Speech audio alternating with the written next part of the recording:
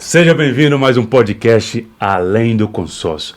Esse é nosso terceiro episódio do podcast e eu tenho um convidado especial nesse episódio, tá? Eu lembro quando eu pensei em criar esse projeto, eu não esperaria que esse projeto desse tão certo, né? E tantas pessoas maravilhosas que a gente vai encontrando no caminho. E esse convidado que eu vou trazer aqui é um doutor, advogado, e ele gosta de falar das coisas simples da vida, né? Isso que mais encanta. Você sabe muito bem o meu posicionamento em algumas questões, e o que eu acho mais interessante no ser humano é a simplicidade, tá? Esse episódio vai ser histórico, então você que está aí, já chega aí, dando um like, se inscreva nesse canal, compartilha. Eu pretendo chegar em novembro, 5 mil inscritos nesse canal e conto com você. Hoje eu vou trazer um convidado aqui, chama o Dr. Wellington, advogado. Seja bem-vindo ao meu podcast Além do Consórcio. Muito obrigado, Júlio. Júlio Rocha, Além do Consórcio. Olha só, esse amigo meu trabalhador, estudioso, que me fez esse convite aqui especial. Júlio, eu fico muito agradecido pela oportunidade, tá bom? Porque eu trabalho como advogado e são as pessoas pequenas, elas crescem, elas desenvolvem, né? E você é um homem que está desenvolvendo um grande trabalho aqui com o Júlio Além dos Consórcios. Doutor, eu vou explicar, antes de entrar na sua história, eu vou explicar para você por que é tão importante estar te entrevistando hoje aqui, tá? Como advogado, tá?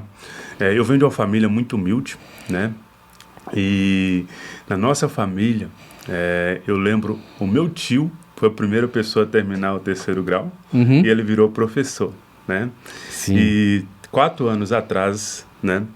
A gente teve uma honra na família de ter uma advogada, né? Nossa. E eu lembro a festa que foi para uma família, né? Como a minha saiu lá do interior de Minas, ter um advogado na família, né? Então, para mim é uma honra estar aqui, né? Entrevistando um advogado aqui no meu podcast, porque eu costumo dizer para quem é um empresário, se você quer ser um empresário bem-sucedido, você precisa ter um corpo jurídico também por trás. Sim, com certeza. Respaldo jurídico. Então é muito importante saber como que funciona esse mercado de jurídico, entender as leis e ter uma pessoa do lado também para poder acompanhar todo esse processo.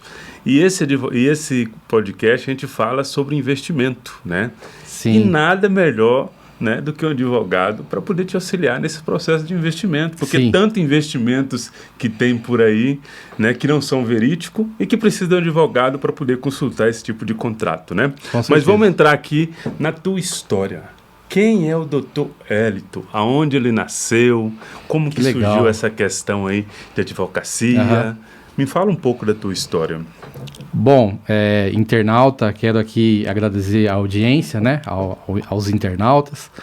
E eu, Wellington, eu sou nascido aqui na cidade de São Paulo. Nasci no bairro do Alto da Lapa, no antigo Hospital São João Batista, que hoje já não existe mais. Fui criado na cidade de Osasco, na cidade de Barueri e estudei na Faculdade Autônoma de Direito do Estado de São Paulo, aqui no bairro de Pinheiros. Aliás, sou muito grato pela minha faculdade e por todos os meus professores que passaram pela minha vida. Maravilha. Tá, vamos entender um pouco, né, essa questão, né, de nascer aqui em São Paulo. Eu costumo dizer que o paulista tem várias profissões, né? Eu acredito que você também não cresceu aqui em São Paulo e falou assim, eu vou virar advogado. Não. Antes disso, eu acredito que trabalhou em outras coisas. Me fala um pouco sobre a experiência até chegar onde você chegou. Porque, assim, sabe, é porque eu estou te fazendo essas perguntas, doutor Hélio, porque assim, as pessoas veem as autoridades assim e falam, não, parece que ele já nasceu para isso. E não é bem assim.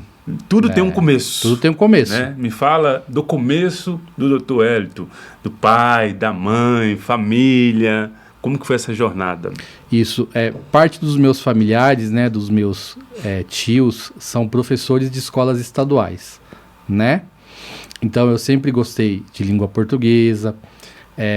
Eu li o livro do Machado de Assis chamado Helena, né?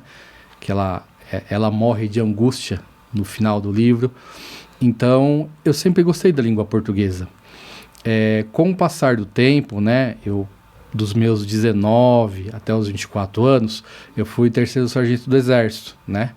Que também foi uma grande experiência para mim. Sou muito grato ao Exército Brasileiro pela oportunidade que eles me deram. Depois, né, aí um pouquinho mais para frente, comecei a trabalhar como técnico em informática, que eu fui até então, eu consertava computadores, né?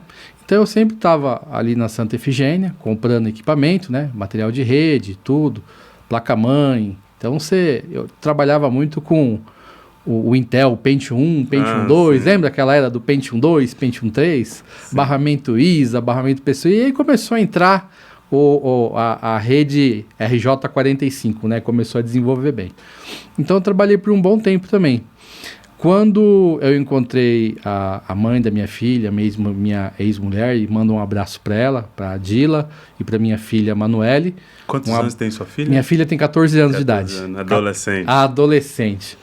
E você sabe, Júlio, que eu tinha uma frustração de não ter feito inglês quando era novo. E hoje a minha filha, ela está completando 2 anos de inglês, que ela está firme no inglês lá. Bonitinho. Era outros tempos, né? Outros tempos, né? Então hoje ela está 2 anos. Então eu estou muito feliz com a criação da minha filha, com o desenvolvimento da minha filha e também pela atuação da mãe também, que está lá, e eu também como pai, juntos aí criando nossa filha. Bom, então eu fui entrar na faculdade de Direito em 2013. Porque o mercado já não estava tão bom, entendeu? E eu precisava de um emprego. Tipo, depois daquela crise, mais ou menos, que a gente teve ali em 2009, 2010. Isso, entendeu? E ali meio que balançou, eu já não consegui tá tão forte assim como na área comerciária de informática. Aí eu fui procurar um emprego, trabalhei como porteiro, eu fui porteiro, fui controlador de acesso, entendeu? Quando eu entrei na faculdade e me matriculei, aí eu arranjei estágios e do estágio eu concluí a faculdade. Tá, vamos recapitular. Você está falando de 2013, mais ou menos quantos anos você tinha nessa época? Eu tinha 28 para 29. Tá, porque isso é muito interessante, porque Sim. Muitas vezes a pessoa que está nos vendo lá fala, eu já estou com 25 anos, já é tarde demais para poder fazer uma faculdade. Não é. Você começou com 28. Sim, né? E com muitas lutas, muitos desafios. Assim, e o meu atuar na advocacia, ele começou no estágio. Entendeu? Pelo estágio. Começou pelo estágio, fazendo o que os advogados mais velhos ensinavam. Entendeu? A prática de estar no fórum, a prática de consulta processual, porque até então, em 2013, os processos eram físicos. Hoje é tudo digital. Mas quando eu entrei, era pilha e pilha de processo para você... Quem fazia esse trabalho resumo, aí eram os estagiários. Então, o estagiário do escritório, ele era contratado para fazer o resumo do processo, pegar as partes especiais, anotar, fazer um resumo para o advogado, entregava para o advogado e o advogado, ele fazia dava a arte final da peça, né? Digamos assim. Para ir protocolar, né? Eu vi uma série muito interessante chamada Suite. E aí, Sim. E aí tem essa questão dos estagiários. Dos estagiários lá, são júniores, né? Chamam eles de júniores, né? Então. São os associados júniores. Nos Estados Unidos é legal que eles dão um nome que é como se eles estão na profissão, né? Só que eles são chamados de associados júniores, né? Aqui não, aqui são estagiários, né? Quando você está no 4º, no 5º ano da OAB, você também tem direito a ter... O aluno de direito, ele também pode ter a carteira da OAB e pode assinar junto com o advogado as peças processuais. Tá. Olha que interessante. Assim, claro, que aquilo é uma série Sim. E tal. Mas retrata um pouquinho como que é o mundo hoje, assim, na advocacia. Estagiário, querendo crescer, mudar de fase e tal. Acredito que o Suites, né, ele tem aquela cara da advocacia empresarial, né? Porque lá o que ocorre lá no Suites são negócios processuais, né? Um vai entrar com ação com você, que vai entrar com ação contra mim. Quando você vira um problema, no final das contas, tem um acordo.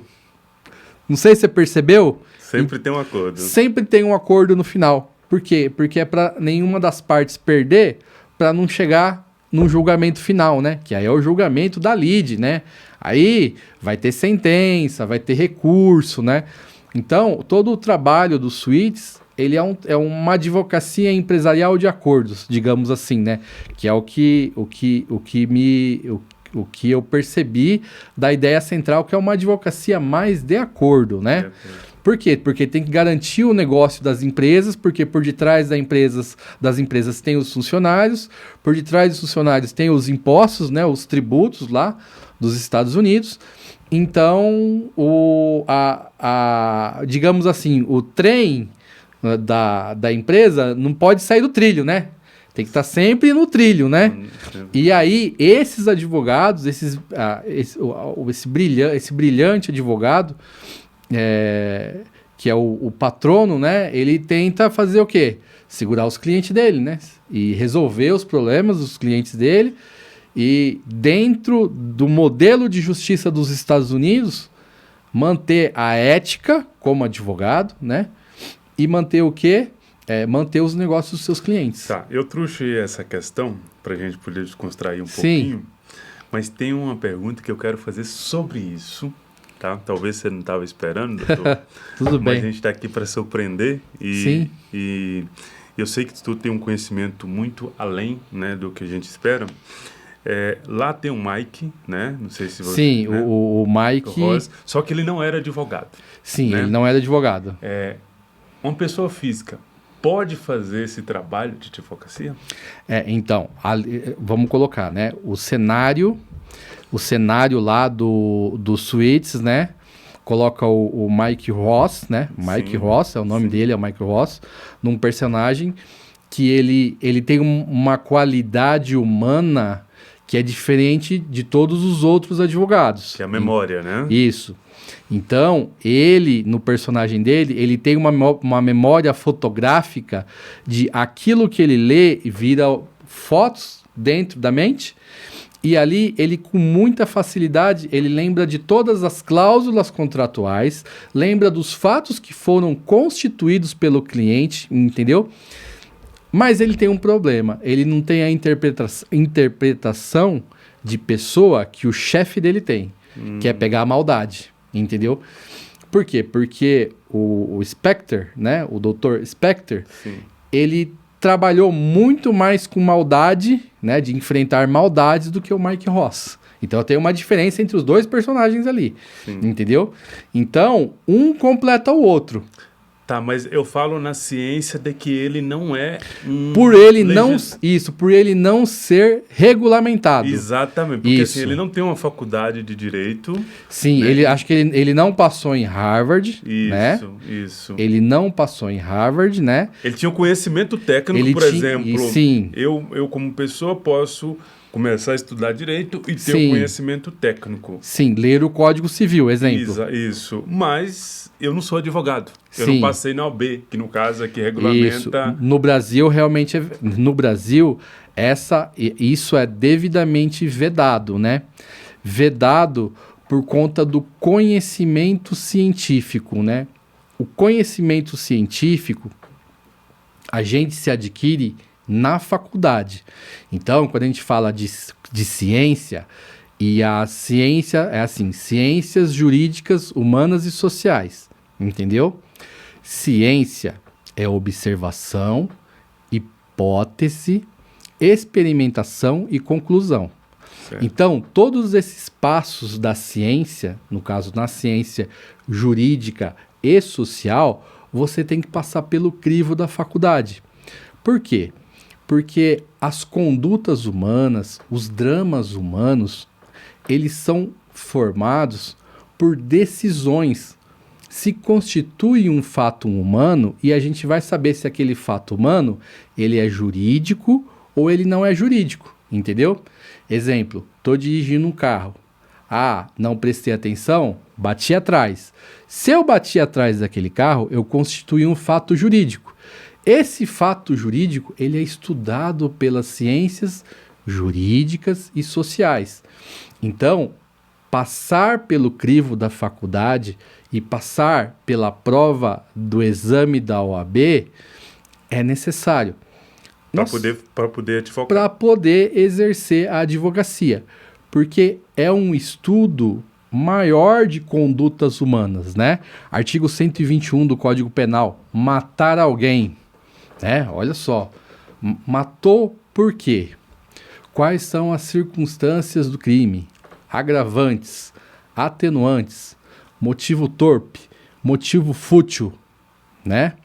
Então, veja que de um artigo do Código Penal, matar alguém, nós temos uma quantidade significativa de estudos das ciências criminais, entendeu? Então, a ciência jurídica social, ela faz parte da ciência. Então, no caso do personagem do Mike Ross, né? E também por conta do regulamento lá dos Estados Unidos, tem que sim passar pelo crivo. Mas assim, a qualidade humana dele é insuperável, né? Vamos ser sinceros, né? Sim. Muito inteligente. A qualidade dele, ele tem um diferencial dele dominar quase todo o escritório, né? De fazer de controlar os casos, de apontar argumentos e justificativas que demonstram o direito do cliente, entendeu? Tá. Uma faculdade de Direito, ela é 4, 5 anos, né? 5 anos. 5 anos. 10 semestres. 10 semestres. Tá. Levando um pouco para a medicina, quando você se forma na medicina, você escolhe uma área de atuação, né? Eu quero ser um cirurgião, eu quero ser um clínico. Na advocacia, como que isso se baseia a área de atuação? No caso da especialidade. A especialidade. Como que tu escolhe isso? Tu tem uma formação a mais para tal área? Eu quero trabalhar no direito de família. Eu quero trabalhar mais focado em empresarial. Sim. Como que você define isso? Como que o advogado ele se forma e escolhe aonde ele quer atuar mais? Ele tem uma formação a mais ou ele simplesmente, eu me identifico com isso, vou me especializar nisso? Como que funciona isso? Então, vamos lá. Depende de pessoa para pessoa. Sim. Porque existem pessoas que têm habilidade de lidar com a matéria penal. Existem pessoas que têm habilidade em lidar com a matéria de direito de família. No caso, os estudantes, né? Que você está estudando. Então, lá na faculdade, você já começa a pensar, puxa, quais áreas eu posso atuar? Ainda que você não tenha especialidade, você pode atuar na área, entendeu? Porque a habilitação é ser advogado. Sim. Então, você como advogado, você está habilitado em trabalhar em todas as áreas. Isso. Porque o artigo 133 da Constituição afirma: a advocacia é essencial para a administração da justiça, entendeu? Então, o artigo constitucional da nossa profissão é o artigo 133 da Constituição da República Federativa de 1988. A advocacia é essencial para a administração da justiça. Só que tem regulamento também. Tem regulamento? Tem. Agora, a especialidade, eu posso ter 1, 2, 3, 4, 5, 6... Qual que é a sua paixão, doutor?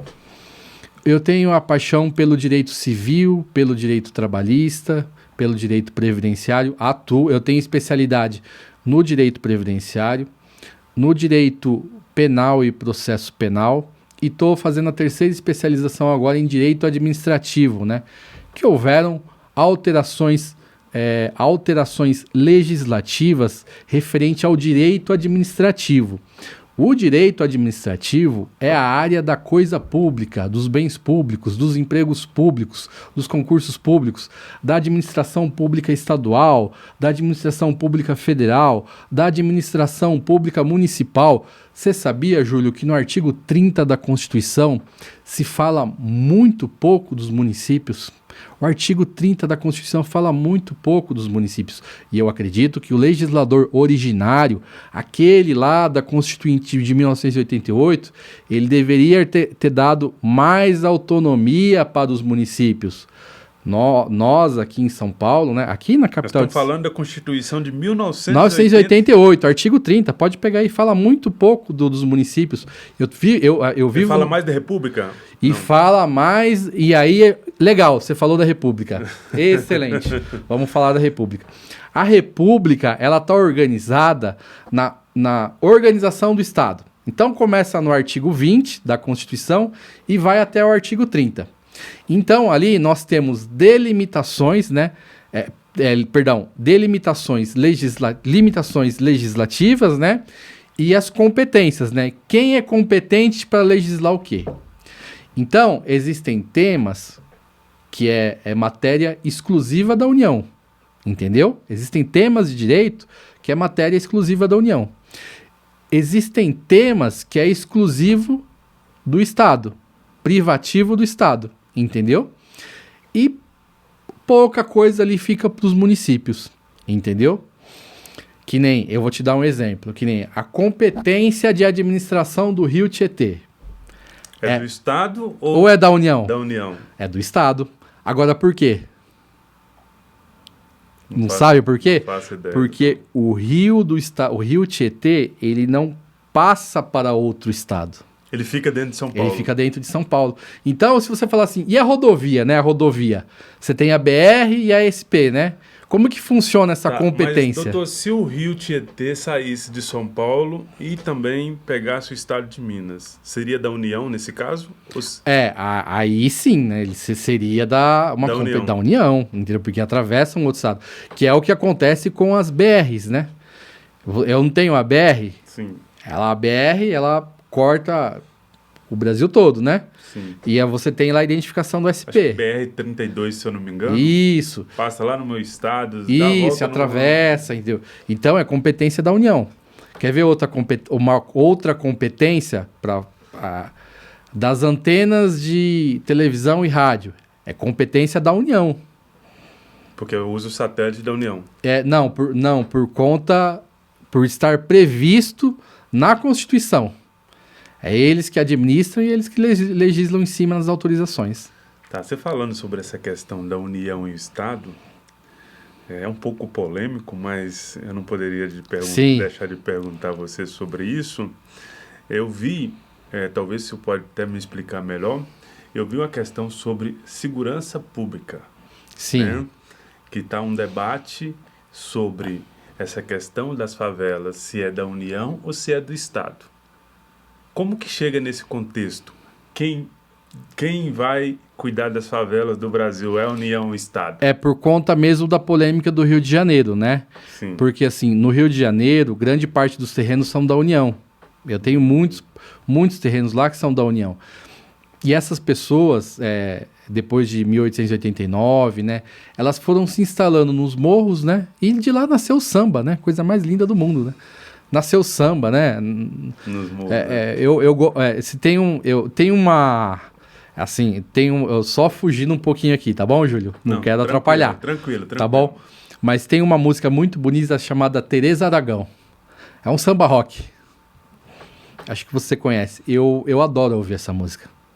Eu sou muito fã de ouvir essa música. Mas voltando aqui no tema, então assim... Quem decide tirar uma família de lá teria que ser a União, né? Por quê? Porque está num terreno da União. Está no terreno das Forças Armadas, que era das Forças Armadas, ou da Marinha, da Aeronáutica. Aí é a União. Aí a União, porque acho que aqui eu estou supondo, aqui no caso do Rio de Janeiro, tá bom? Eu estou supondo que parte das pessoas que moram ali nos morros, eles estão em terrenos da União, tá bom? Mas pode estar em terreno do Estado também. Aí é o Estado do Rio que tem que retirar.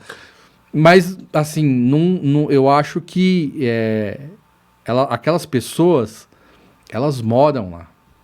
Entendeu? Você me lembrou... Elas estão lá há muitos anos. Você me lembrou de um detalhe. Eu morava em Fortaleza, Ceará. E lá eu morava num hotel... Eu acho que lá no Rio de Janeiro, o Estado ele tem que atuar, ele tem que atuar, entendeu? Mas retirar as pessoas lá, acho que seria um pouco inviável. Teria que ter Nos dias de hoje seria muito inviável. Sim. Daria muitas complicações. Entendi. Tá, só voltando lá. Sim. E aí eu morava numa região que era a região da Marinha. Só por eu estar na região da Marinha eu pagava uma taxa a mais. É o laudêmio, né? Exatamente. Laudêmio. Então eu pagava, além de pagar os tributos do IPTU Sim. do governo do estado, tinha uma taxa a mais que era do estado, da União, Sim. né? Que não ia para o estado, aquela taxa porque estava na Marinha, era um território da Marinha, Da Marinha. ia direto para a União. Aí eu lembrei desse processo. E aí gera uma guia e paga. Exatamente, é anual, né? Aí eu lembrei disso aí que tu falou, porque tem algumas regiões que é da... Interessante essa questão da competência também, que é a competência territorial, competência legislativa. Até no processo mesmo tem questões de competência, sabe? No direito processual civil, nós temos questões de competência, né? Temos lá, acho que o artigo 46 do Código de Processo Civil vai falar que para demandar uma ação contra alguém é na competência do domicílio do réu, entendeu? Onde o réu mora, onde a pessoa requerida mora. Mas também tem alterações de competência, né? Que são aí a competência relativa no artigo 63 do Código de Processo Civil e a competência absoluta por questão de pessoa, função e matéria, entendeu? E aí essa competência absoluta. No caso aí, é no julgamento, quando se protocola um processo contra alguém, entendeu? Aqui a gente está falando de competências administrativas, porque eu estava falando da pós-graduação de Direito Administrativo aqui. Tá. Eu sei que o senhor gosta muito de falar sobre algumas coisas, por exemplo, como nascente. Sim, nossa, natureza, isso é uma paixão. né? É uma paixão. E assim, realmente... E assim, a natureza para mim, doutor, eu nasci na roça, né? E no meio do mato mesmo, para não falar, né, a grande realidade. E a minha realidade era assim, a gente via estrela no céu, né? Sim. E eu suspeito de dizer que um paulista, conforme foi, ele nunca viu estrela no céu. Sim. Porque aqui é poluído, né? Com certeza. Aqui não, porque parte das minhas férias, né, de criança, as minhas férias eram mais pro Paraná. Então, quando eu saía daqui, né, nossa, aqui fumaça, ônibus. Então, eu sempre chegava nessas regiões do Paraná, principalmente regiões assim que tinha muita mata fechada, tipo, era uma paixão, entendeu? Porque é uma outra realidade. É uma outra realidade, né? Então, assim, que nem eu aqui, ó, eu vou falar pra você, aqui você vai ver, ó, eu tenho 2 dentes de serpente. Eu tenho 2 dentes de serpente no meu dedo gravado aqui que eu tomei no café quando eu tinha 9 anos de idade. Olha aqui. 2 dentes de serpente aí, ó. Você levou uma picada. Levei uma picada no café. Você sabe aquele passarinho chamado sangrinho? Vermelhinho, né? Um vermelhinho, sim, sim. Entendeu? Então, quando eu era novo, eu ia atrás de... Eu entrava no meio dos matos lá no Paraná para ir atrás de ninho de pássaro preto, ninho de sangrinho e de ninho de... Eu acho que lá na minha terra chama tico-tico esse negócio. Eu acho que chama mesmo. Acho que deve ser tico-tico. Mas eu ia atrás desse ninho de sangrinho, entendeu?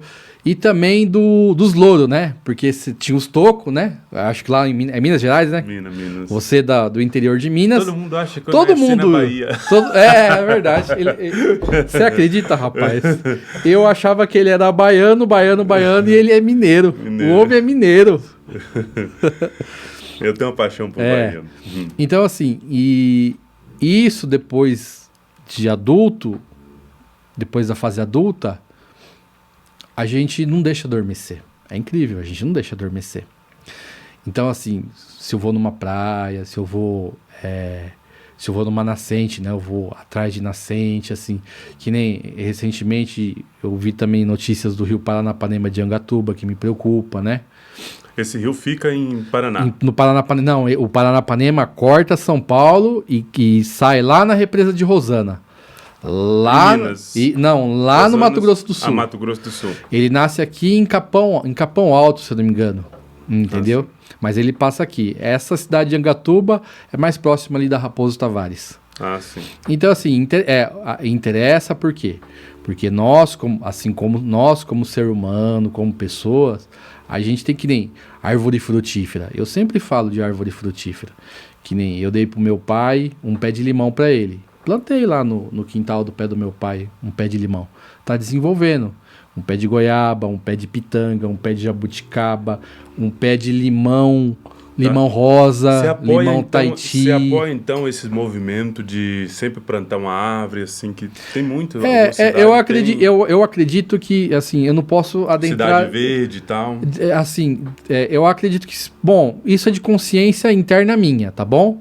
Exemplo, se eu comprei um terreno de 125 metros quadrados... Ah, eu construí uma casa legal. Ah, vou colocar um pé de goiaba aqui. Vou colocar um pé de limão, vou colocar no quintal. Entendeu? Uma consciência interna minha, entendeu? Eu construo e coloco uma árvore, entendeu? Mas nem todo mundo tem essa consciência. Então, de alguma forma, eu coloco lá no meu canal do YouTube, eu coloco lá para as pessoas verem mesmo. Como que você vê... Como você vê para a sociedade se conscientizar que esse investimento que a gente faz, né, de plantar uma árvore, que é o nosso futuro, para os nossos filhos, para o nosso neto, como você vê isso para conscientizar a população, doutor? É o livre convencimento, Júlio. O livre convencimento, assim, forçar não é tão bom, né? Sabe assim, eu vou forçar porque é mais uma lei. Ah, é mais uma lei. Ou é mais uma norma, né? Eu acho que é importante ter as normas para que as normas elas se equilibrem, para que seja garantido um meio ambiente equilibrado para todo mundo. Artigo 222 ou 226 da Constituição. Então, o que acontece? O mundo está se desequilibrando. Aí é que tá. É o mundo que está se desequilibrando. E eu acredito que por parte de alguns movimentos tem exagero, entendeu? Que eu acho que o exercício de construir também é necessário, entendeu? Ter casa, ter apartamento, prédio, eu acho que tem que continuar, entendeu? Agora, tem formas de você usar a ciência, né? Nós estávamos falando de ciência, né? A engenharia usar a ciência a favor do meio ambiente, entendeu? Então, isso é importante também. Usar a engenharia a favor do meio ambiente. Quando a gente fala em construção, a gente está falando no livro Comércio, né? Cara, hoje em São Paulo, o que mais está construindo são esses prédios. Sim, são prédios. Compactos, né? Não se vê mais construção antiga. Está derrubando uma construção antiga e construindo uma construção nova, né? Cada prédio, né, diferente, né? Porque as pessoas estão ficando mais compactas. Sim, né? As famílias estão diminuindo também, né? Porque antes, por exemplo, na época da minha avó, não tinha problema nenhum ficar todos os filhos em casa, casar, morar ali do lado. Sim. Hoje não. Uma pessoa só já quer uma casa para ela própria, então tem que construir mais. Mais casas. As pessoas estão saindo de casa mais cedo para ir morar em apartamento. Isso né? é um tema ligado de direito urbanístico, mas eu acredito que esse ponto aí, tratando de lei, é da lei do zoneamento urbano, né? Então, o município ele é constituído pela lei orgânica, né? E, além da lei orgânica, você tem o quê? Você tem o zoneamento do município, entendeu? E esse zoneamento do município, ele vai falar onde pode construir, onde não pode, entendeu? Certo. Voltando nessa questão da construção, né, do livro Comércio e também da questão do Tietê, né, que a gente já tem vários vídeos na internet mostrando o Tietê limpo, né? Você acredita que até 2030 a gente vai ter o Tietê limpo, doutor? Eu acredito que não, porque o meu posicionamento é que não, por quê? Porque sempre as interferências do Rio Tietê, ao todo foram gastados antes de vender essa Sabesp, tá bom? Porque agora quem está à frente, não é só isso, foi transferida essa obrigação, né? Foram gastos mais de 11 bilhões já, né? Desde Desde a década de 90. A primeira lei foi no governo. A primeira lei para limpeza e projeto do Rio Tietê foi no governo do Luiz Antônio Fleury. Entendeu? E dali, aqui em São Paulo. Aqui em São Paulo. É a primeira lei. Eu lembro que eu estava na terceira série da escola. Isso uns 40 anos atrás. Foi em 92, 91 mais ou menos. Então, 30. Porque na minha escola que eu estudava, tinha o projeto Rio Tietê. Então, todos os alunos estudavam. E estudavam com base nessa lei que tinha saído aí. Tá, entendeu? Você falou 1992. É, aí me lembrou... eu tinha 9 anos de idade. Eu estava na terceira série. Eu recordo muito bem. Tá, nessa época, eu tenho um conhecimento muito grande nessa época que teve o plano Collor, né? Sim, aí já é uma, vamos supor, aí eu era muito pequeno, você tem eu vou ter aqui uma dedução, né, de como eu pensava quando era pequeno, né, quando era criança, né, assim, realmente, teve também o plano Collor, né, que nós tivemos a sociedade, a poupança de todas as pessoas foram bloqueadas, né? E as poupança e conta física... pessoa física, né? Corrente também. Por que eu estou falando isso? Sim. Porque eu vim na escola da minha avó e eu não entendia, né, até uns 10, 15 anos atrás, por que a minha avó guardava dinheiro em casa. Porque no plano Collor, ela sofreu. E nunca mais ela acreditava... Ela nunca mais acreditava na poupança. Ela não acreditava em instituições bancárias. Sim. Então, todo recurso, por exemplo, ela era aposentada, né? Todo recurso que ela no dia do aposento, ela ia exatamente no dia, sacava o dinheiro e juntava em casa, né? Ela estava muito mais correndo o risco do dinheiro desvalorizar na mão dela do que deixar o dinheiro parado no banco, por causa desse plano, né? Esse plano realmente foi Todos os brasileiros sofreram muito, né? Eu me recordo do meu avô falando que ele tinha um dinheiro na poupança lá e no outro dia sumiu de todo mundo. Tá. Né? Teve também plano Bresser 1, plano Bresser 2.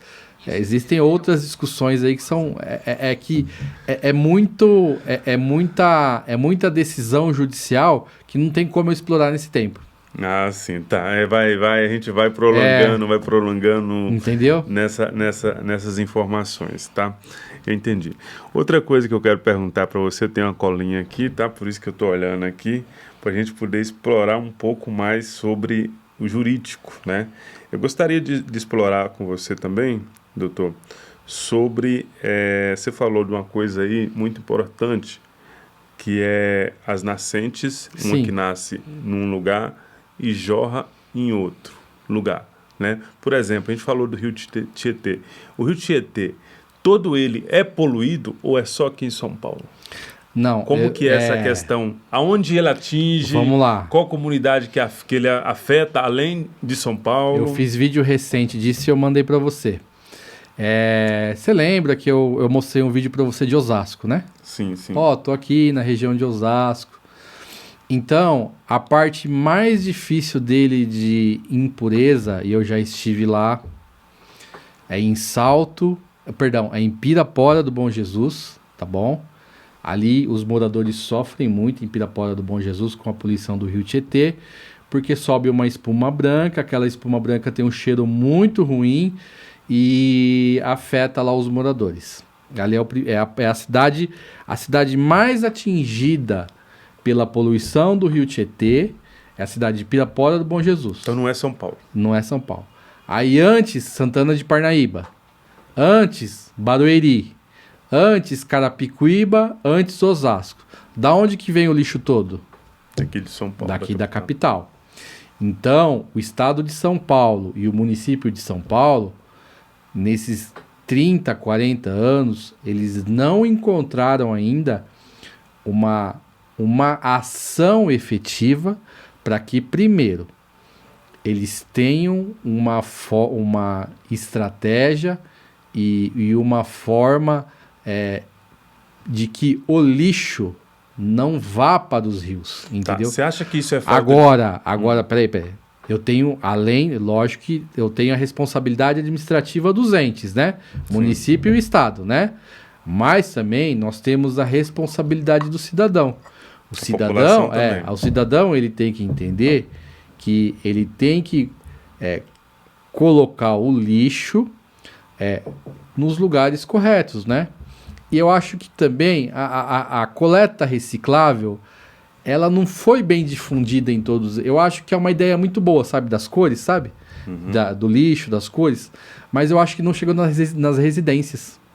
Entendeu? Tem as informativas. Nós temos o nosso lixo em casa, né? Mas, de certa forma, acho que o cidadão em si não encontrou ou não foi dada a ideia ainda dele tentar separar na casa dele e isso se educar. Mas isso poderia ter um investimento mais nas mídias, como televisão, ensinando a população como separar esse lixo. Sim, aí vontade política. Porque muitas vezes, por exemplo, eu estou com lixo e aí eu não sei qual dos lugares que eu vou colocar. Será que isso aqui é aqui ou aqui? Né? Será que numa associação de bairro todo mundo criaria ali uma forma para você?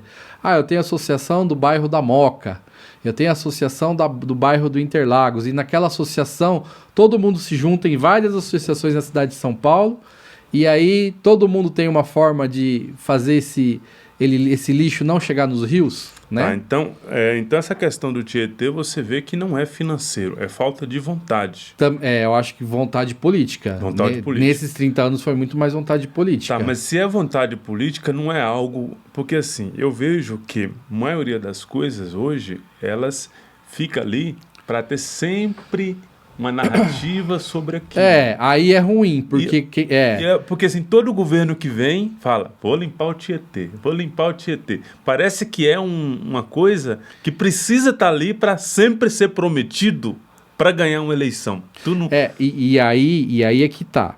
Porque como o Rio Tietê ele é competência do Estado, eu acredito que lá em 1992, eu acho que eles teriam que falar assim, precisa de trabalho humano? Porque máquina nós temos, né? Vamos ser sinceros. Maquinário nós temos, né?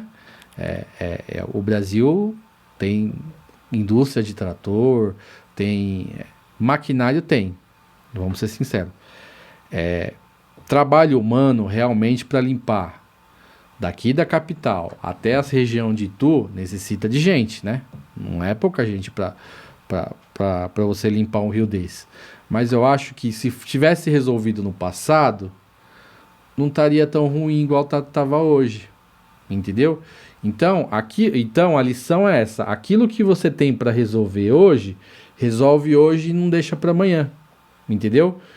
Porque também tem uma outra lição, que quando nós brasileiros, nós somos muito desorganizados. Nós temos que aprender a nos organizar melhor. Entendeu? Eu acho que desenvolvimento pessoal, evolução pessoal, isso é importante. Nós precisamos aprender a nos organizar como brasileiros, entendeu? Vamos mudar um pouquinho de assunto.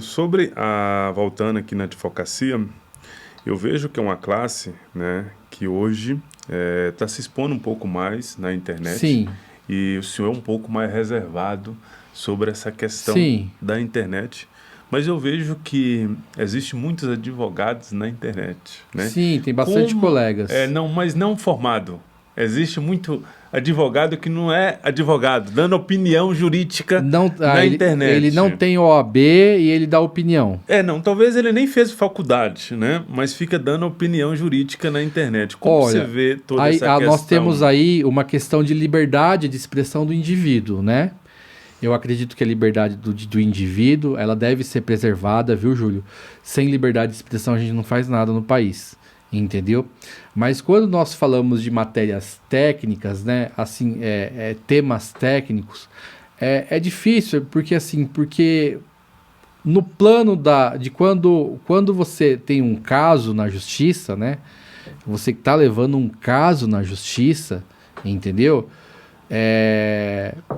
Existem ali pontos constitucionais, pontos de legislação ordinária, pontos de legislação infraconstitucional, pontos de normas complementares, decretos, resoluções, e tudo isso é uma matéria técnica que envolve o fato jurídico constituído.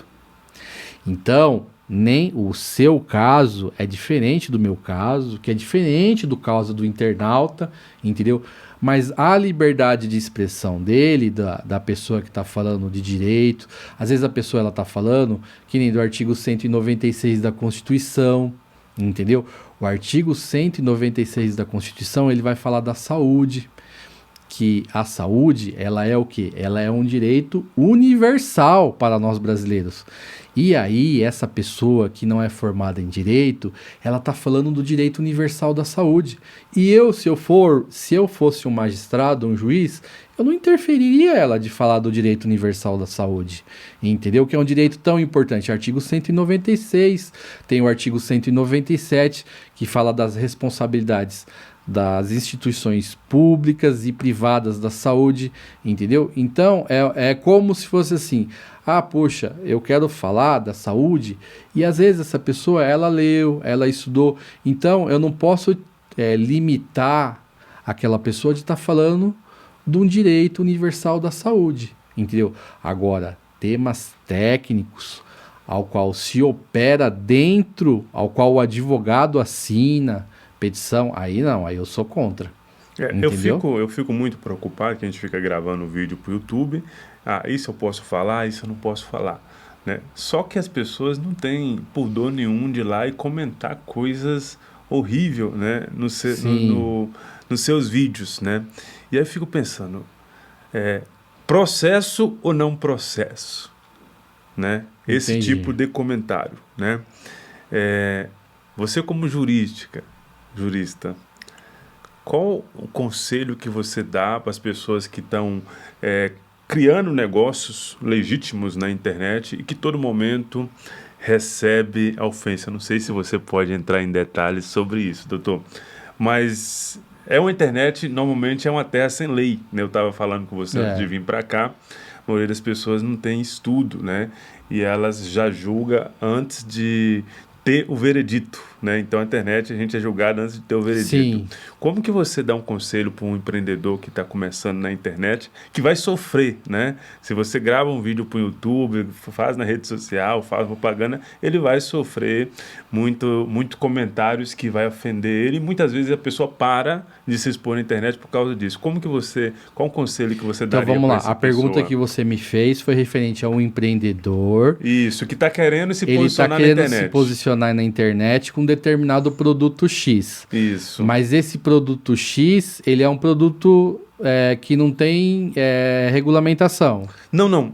Tudo legalizado. Sim. Só de ele se pôr na internet, ele sofre ataques. O problema dele se expor, e aí ele sofre uma quantidade de adjetivos negativos, hate, né? Que a gente costuma dizer na Chama internet. Isso. Esse termo eu não conhecia. Isso, para ele não esmurecer. Eu lembro que quando a primeira vez que eu gravei um vídeo para a internet, nossa, um vídeo maravilhoso, né? Uhum. Aí eu falei uma palavra errada, os comentários, ele não sabe nem português. Aquilo me deu uma vontade de falar, nunca mais vou gravar um vídeo pro YouTube, né? Qual o conselho que você dá para esse empreendedor? Eu acho assim, ninguém é 100% perfeito. Ninguém sabe tudo 100% nessa vida. Nós aprendemos com os nossos erros e com os nossos acertos, entendeu?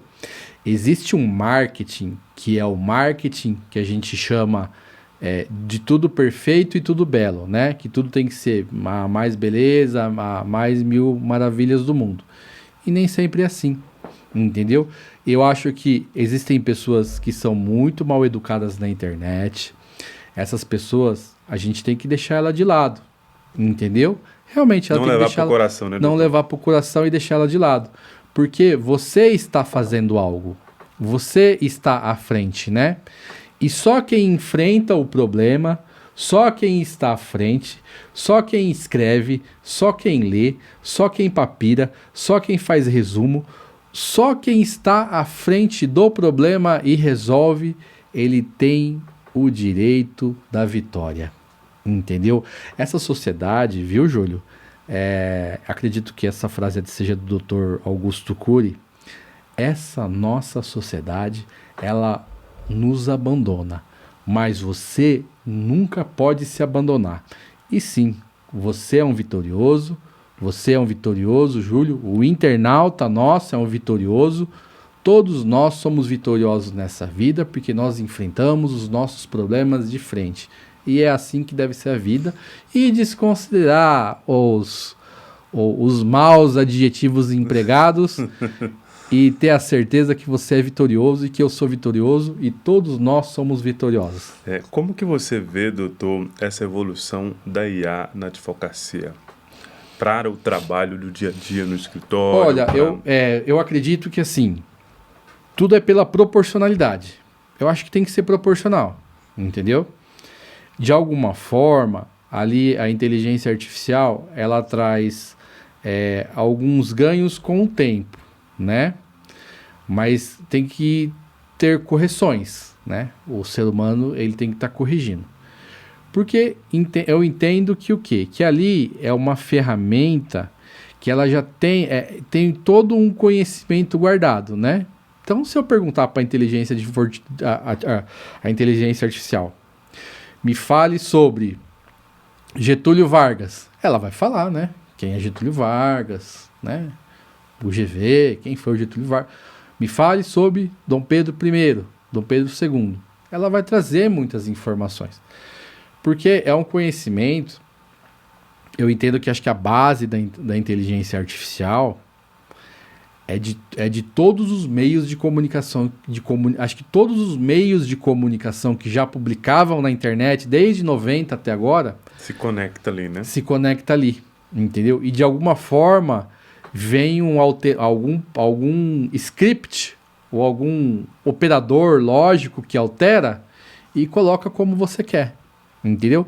De certa forma, o conhecimento vem, entendeu? Mas para advocacia eu não... Você acha que ajuda ou atrapalha? Olha, eu nunca utilizei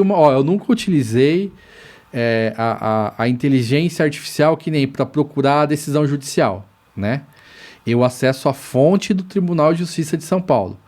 E dentro lá da área do Tribunal de Justiça, eu pego 3, 4 palavras, entendeu? E dentro do próprio motor do site do Tribunal de Justiça, eu encontro a jurisprudência que eu quero para o meu caso concreto. Agora, eu não sei se a inteligência artificial, ela dá para quem utiliza, né? Tô falando, eu não utilizo muito. Eu utilizo para tirar algumas dúvidas, saber acerca de alguma coisa, para ver se realmente as coisas batem, entendeu? Mas ali mesmo, eu acredito que seja mais como acessório, nunca principal. A inteligência artificial, ela nunca é o principal, ela sempre é um acessório. Sempre é um acessório, porque tem o ser humano à frente. Eu te perguntei isso porque eu vi uma matéria agora, recentemente, né? Onde a inteligência artificial estava dando conselho médico e conselho jurídico para as pessoas, né? Não, isso não é legal, isso não é bom.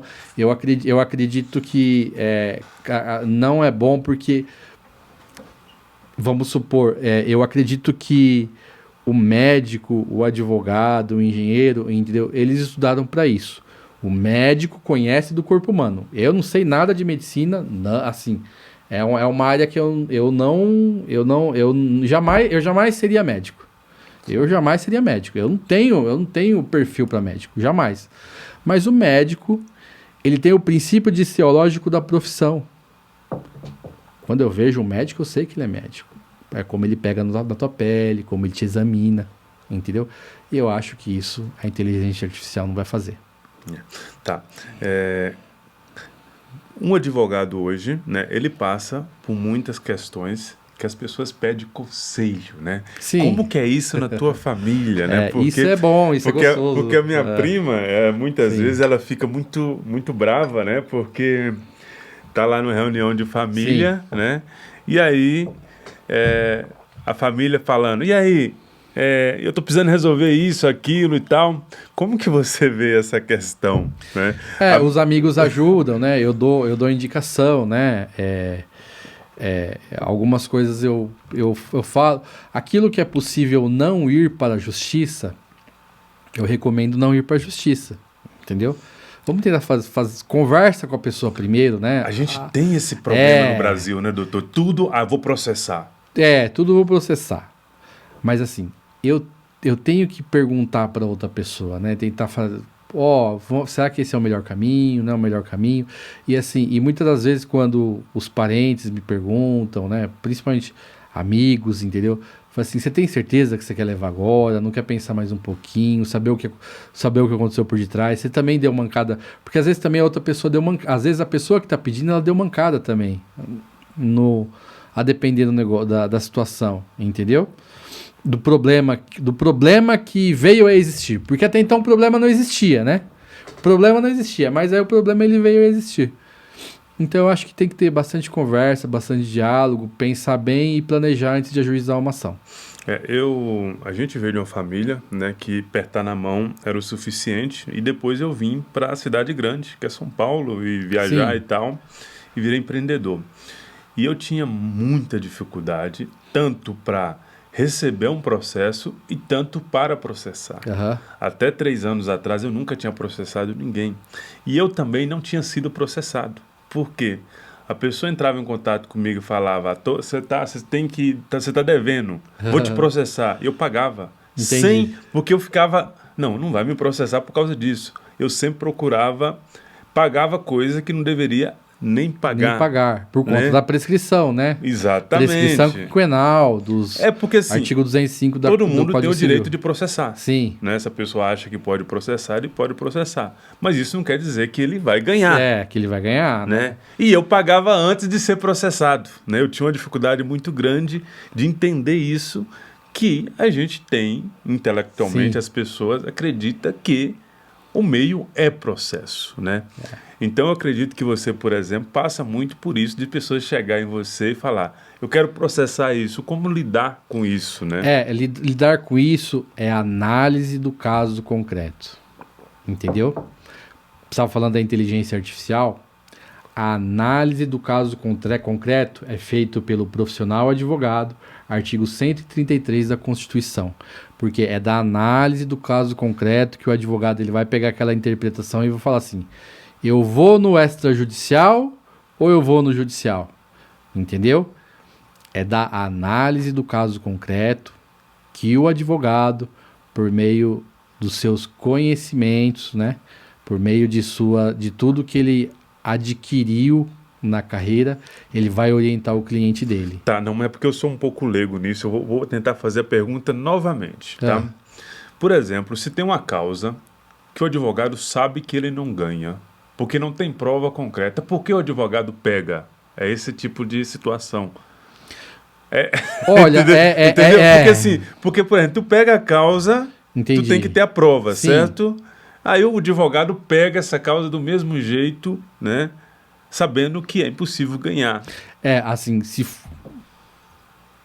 o definir impossível, a palavra que você me colocou é impossível. Impossível. O impossível, assim, num caso concreto, às vezes ele acaba não sendo impossível. Sim. Por quê? Porque, às vezes, quem tá te contando o fato não tá te falando a verdade. Tem essa. Porque tem que falar a verdade pro seu advogado. Entendeu? Então, essa transparência do cliente e o advogado. Entendeu? E aí o cliente, pode ser que o cliente ele vem com uma dedução. Entendeu? E aí o cliente fala, vou te trazer documento, e não traz. Só que você já entrou com a ação. Então isso decorre do risco processual. Por isso que é importante a análise do caso concreto pelo advogado, entendeu? Porque é o que você falou, parece impossível não ganhar, entendeu? Realmente, pode ter situações que sim, entendeu? Mas é somente da análise do caso concreto pelo advogado, entendeu? Porque aí ele vai, assim, isso vai ser bom para o advogado e também para o cliente. Para porque o cliente, quando ele está frustrado, ele não quer saber de nada, ele quer processar porque ele acha que ele tem direito. Sim. Né? E aí o advogado tem que ter a frieza ali de mostrar para ele, calma, vamos analisar, tem que ter um freio, é isso mesmo, né? Entendeu? É que nem divórcio, né? Que sempre sai briga, né? Então, para você ver, né? Logo no comecinho do seu vídeo, nós estamos falando de condutas humanas, né? O primeiro exemplo que eu usei aqui no início foi o do acidente, né? Eu usei o do acidente de carro. Constituiu um fato que é uma batida. Esse fato ele é jurídico? Se esse fato ele é jurídico, ele faz parte da análise do caso concreto do advogado. Artigo 133 da nossa Constituição. Maravilha. Doutor, a gente está chegando no fim da entrevista. Nossa. E eu queria... Que prazer, que honra. A gente falou de muitas coisas aqui, do Rio Tietê, da roça, da tua caminhada na área do direito. E eu queria que você deixasse uma mensagem, né, para as pessoas que estão nos vendo aqui no podcast Além do Consórcio, né? Como que foi, né, essa jornada sua de se apaixonar por direito e hoje exercer essa profissão, né, que você gosta tanto e faz com tanto prazer, né? Como que foi gratificante você fazer esse investimento na tua carreira, né? Porque o que eu vejo das pessoas elas passam tanto tempo investindo em coisas e depois muda a trajetória, né? Como definir aquilo que você realmente muda ama? De profissão, né? Muda de profissão, isso. Como definir aquilo que você vai fazer para sempre, né? Saber, eu defini o que eu queria ser. Falei, não, eu quero ser advogado, eu vou trabalhar com advocacia. Essa é a primeira coisa. É definir o que você quer fazer, entendeu? Agora, quando você define, você encontra com os problemas, com os obstáculos. E aí você tem que enfrentar na tua carreira. Da mesma forma que o nosso magistrado, aqui no Tribunal de Justiça, também enfrenta os problemas dele. Da mesma forma que o nosso promotor de justiça aqui no estado também enfrenta os problemas dele pela carreira que eles escolheram. Então eu escolhi na minha carreira ser advogado, estou trabalhando como advogado, vou continuar trabalhando como advogado. Quando eu penso assim, quero ser juiz, então eu tenho que estudar para magistratura. É o próximo passo, doutor? É o próximo passo, eu tenho que estudar para magistratura. Se eu quero ser promotor de justiça, eu vou estudar para ser promotor de justiça. Entendeu? Mas tudo dentro de eu preciso ter uma continuidade. Se eu terminei a faculdade, tirei a OAB, eu vou ficar divulgando por 10 anos, 12, 15 anos, entendeu? Se eu sou um empreendedor, eu vou te dar um exemplo. Abri uma loja, um empreendedor. Abri uma loja de limpeza num bairro legal, num bairro pequeno. Vou dar um nome de uma cidade, no bairro de Cabreúva, num bairro da cidade de Cabreúva, uma cidade bonita. Abri uma loja lá de limpeza, né?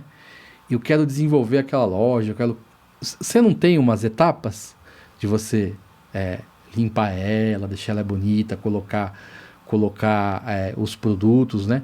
Então, eu tenho que ter uma continuidade, né? E muitas das vezes nós não temos essa continuidade. Às vezes nós interrompemos o processo. E nós, tudo é uma construção. Tudo é uma construção. Nós, brasileiros, não podemos interromper os nossos processos daquilo que realmente você quer, não aquilo que o outro quer. Você não pode decidir as coisas da sua vida por meio da vida do outro. Não é porque o outro é um juiz que você acha que você vai ser juiz. Você pode se influenciar. Lógico que você pode ter como inspiração. Mas é isso que realmente você quer? Entendeu? Você quer ser um jogador de futebol. É bom de bola? E é difícil ser jogador de futebol, não é? Não é difícil ser jogador. E como que é essa continuidade? Você sair dos 15 aos 18, achar clube, né? E achar empresário? É difícil. Então, objetividade e continuidade e enfrentar os problemas. Maravilha. Foi um prazer bater esse papo aqui com o Dr. Hélio. A gente falou de temas importantíssimos e você que nos acompanha aqui, que com certeza vai dar um like, vai se inscrever no canal, vai ter o contato aqui, vai ter o canal no YouTube do Dr. Hélio aqui. Ele posta vídeo maravilhoso, tá? No seu canal no YouTube e também nas suas redes sociais, e vai ter a jornada dele pela Amazonas, pelo Rio Paraná, que ele gosta muito, né? Então acompanha o Dr. Hélio lá, acompanha as redes sociais dele, ele dá vários conselhos, várias reflexões que eu acompanho muito bem. E também poemas, ele tem alguns poemas também. Reflexões. Boas reflexões. Então acompanha o Dr. Hélio, tá? Muito obrigado por estar aqui com a gente. Quero aqui, Júlio, agradecer novamente ao seu canal Além do Consórcio. Agradecer a sua pessoa. Você é um jovem maravilhoso, tá bem? Muitos dos momentos que eu precisei ouvir uma firmeza, às vezes eu ouvi de você e foi muito bom isso. Eu quero aqui eu sou muito grato por você, viu, Júlio? Pela tua pessoa, pelo ser humano que você é. Sucesso com Além do Consórcio com Júlio Rocha. Maravilha, muito obrigado. Gratidão, doutor. Obrigado.